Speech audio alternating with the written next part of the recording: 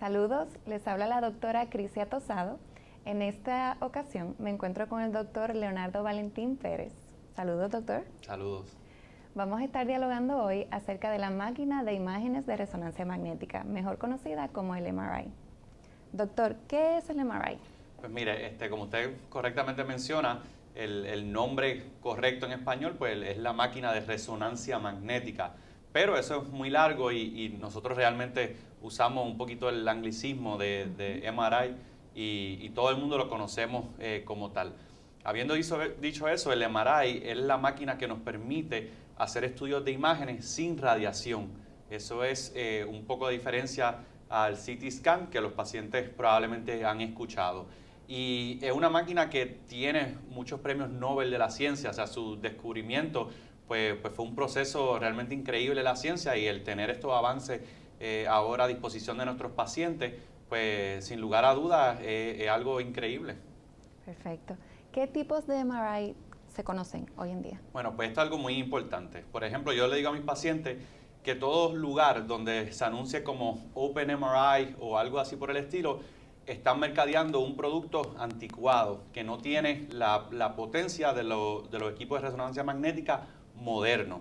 Existen distintos tipos dentro de los MRI modernos, existen distintos tipos de coils o antenas que nos permiten hacer, o sea, un estudio de rodilla o un estudio de cabeza, y esas son las diferencias primordialmente. Otra de las cosas que se usa, que podemos hablar también, es sobre los gradientes y sobre cuántos teslas el MRI. Okay. ¿Nos pudiera hablar un poquito acerca de eso, por favor? Pues miren, en el caso le voy a hablar específicamente del que tenemos aquí en el centro de Guaynabo Radiology and Professional Hospital, que es un MRI doble gradiente. El doble gradiente quiere decir que el campo magnético es un poco más eficiente y más rápido. Lo que otros equipos de MRI tienen, por así decirlo, un tipo de canal, pues este MRI pues tiene el doble, puede producir una mejor imagen y más rápido. Eso es una característica que podemos usar para distinguir ciertos tipos de MRI. ¿Y qué tipo de persona puede utilizar el MRI? Pues en su general el MRI se considera una modalidad de imagen muy segura, tan segura como el ultrasonido en la mayoría de los casos.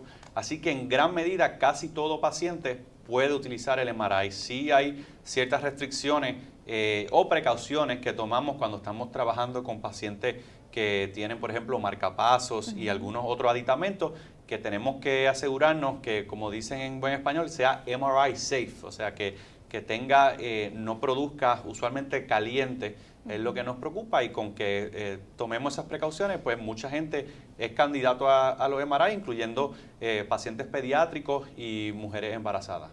Muy bien. Y le pregunto, para aquellas personas que le tienen un poco de miedo al estar encerrado o al ruido que dicen que provoca la máquina, ¿qué se hace con esos pacientes? Excelente. Pues mira, hay dos tipos de cosas que nosotros le preguntamos al paciente. Uno es si le molesta algún tipo de ruido, porque hay unas secuencias que pueden sonar más altas que otras. Para eso tenemos aditamentos para los oídos, como también podemos poner algún tipo de música que el paciente desee. Si al paciente le gusta la música clásica, pues música clásica se puede poner y ambientar ese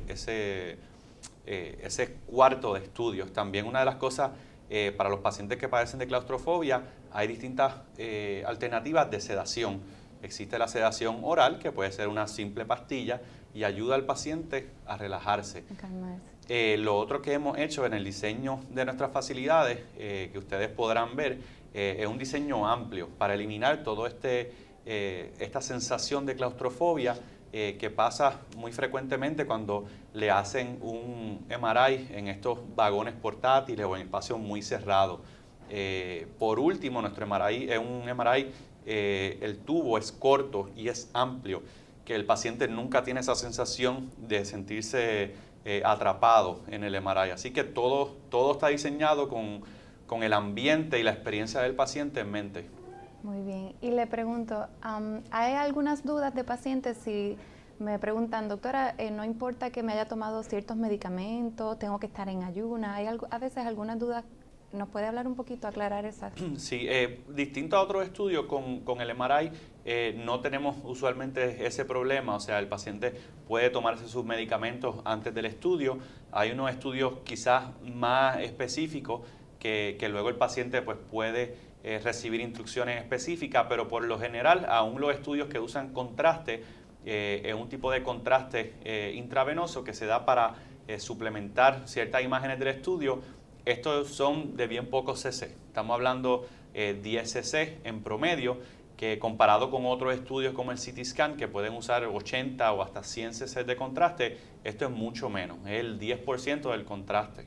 Y hablando un poquito ya del contraste, ¿en qué indicaciones el paciente necesita para ver ¿verdad? qué órganos mayormente necesitan mayor contraste o no? Okay, eso es excelente pregunta, inclusive es algo que muchas veces sus médicos cuando nos envían los estudios a nosotros los radiólogos nos consultan qué estudio debe llevar contraste, así que es una pregunta realmente médica y que tenemos algunas guías, pero realmente siempre se debe consultar con el radiólogo para el protocolo en específico.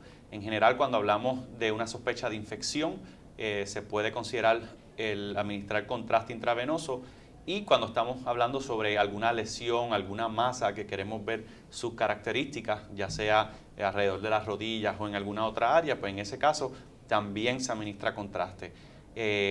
Una cosa que quizás podemos entrar en más detalle es, hay un contraste para unos estudios arteriográficos, que es para ver las arterias, y el MRI es bien impresionante porque tenemos la oportunidad de ver las arterias sin necesariamente dar contraste intravenoso.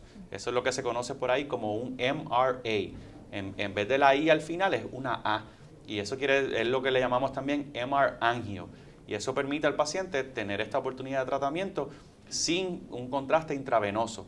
También el contraste siempre ayuda, así que se pueden hacer ambos. Se pueden hacer unas imágenes sin contraste y el paciente que sea un candidato para eso, se le puede dar una pequeña porción de contraste y también se evalúa la arteria de ambos métodos.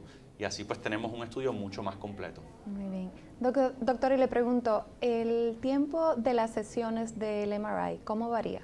Pues mira, eso varía dependiendo el protocolo, dependiendo de lo que queramos, la pregunta clínica que queramos contestar. Puede ser tan corto como 15 minutos y otros más extensos pueden durar 30 minutos y hasta 40 minutos. O sea que hay gran variabilidad. La gran mayoría, yo diría que estamos en los 20 minutos de estudio.